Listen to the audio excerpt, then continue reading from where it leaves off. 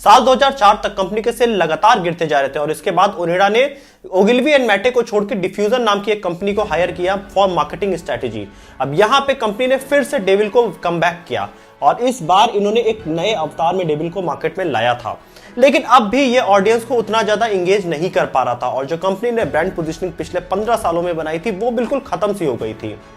Market में अब कई सारे नए प्लेयर आ चुके थे जैसे कि एलजी और सोनी, और अब चेंज होती हुई टेक्नोलॉजी और ऑटोमेशन के साथ ओनिडा सर्वाइव नहीं कर पा रहा था मार्केट में और वो समय के साथ उनके सेल्स लगातार गिरते जा रहे थे और कंपनी के लॉसेस ईयर दर ईयर लगातार बढ़ते जा रहे थे।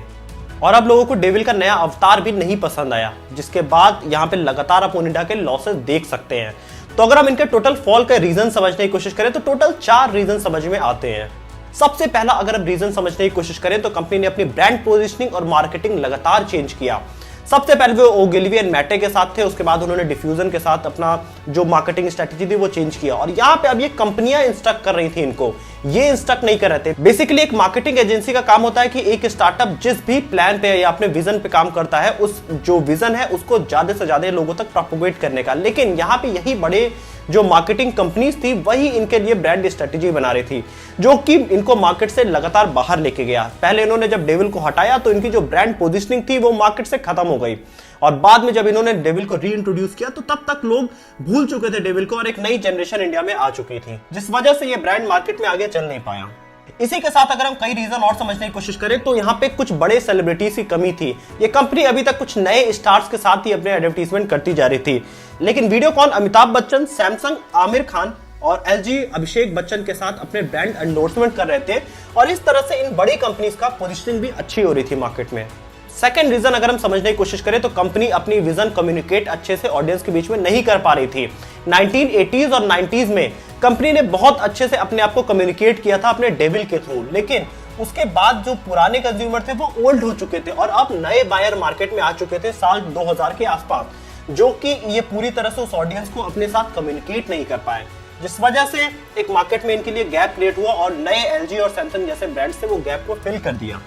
थर्ड रीजन अगर हम समझने की कोशिश करें तो नोकिया और कोडेक के जैसे ही इस कंपनी में भी एक इंटरनल टर्बुलेंस चल रहा था अपनी ओनरशिप के लिए और यहाँ पे 3 लोग गुलू मिर्चंदानी, सोमू मिर्चंदानी और उनके ब्रदर इन लॉ विजय मनसुखानी के बीच में यहाँ पे एक बड़ी फाइट चल रही थी कंपनी के ओनरशिप के लिए, जो कि ऑर्गेनाइजेशन में एक गलत मैसेज की तरह गया और यहाँ पे एम्प्लॉइज के साथ कनेक्शन भी थोड़ा कम हुआ, जिस वजह से ब्रांड अपना वो परसेप्शन मार्केट में नहीं बना पाया क्योंकि वो अपने एम्प्लॉइज के साथ ही एक हेल्दी एनवायरनमेंट नहीं बना पा रहे थे। ये भी एक मेजर कॉज था इस कंपनी के फेल होने का। और अगर हम फाइनल रीजन की बात करें तो फॉरेन ब्रांड जैसे कि एलजी और सोनी ने अपनी इतनी क्वालिटी के साथ पोजीशनिंग की मार्केट में, जिसके सामने डोमेस्टिक ब्रांड बिल्कुल भी नहीं टिक पाए। जैसे कि हमने वीडियोकॉन के भी फेलियर के बारे में बात किया, उसी तरह ओनिडा भी एक ब्रांड बन गया इंडिया में।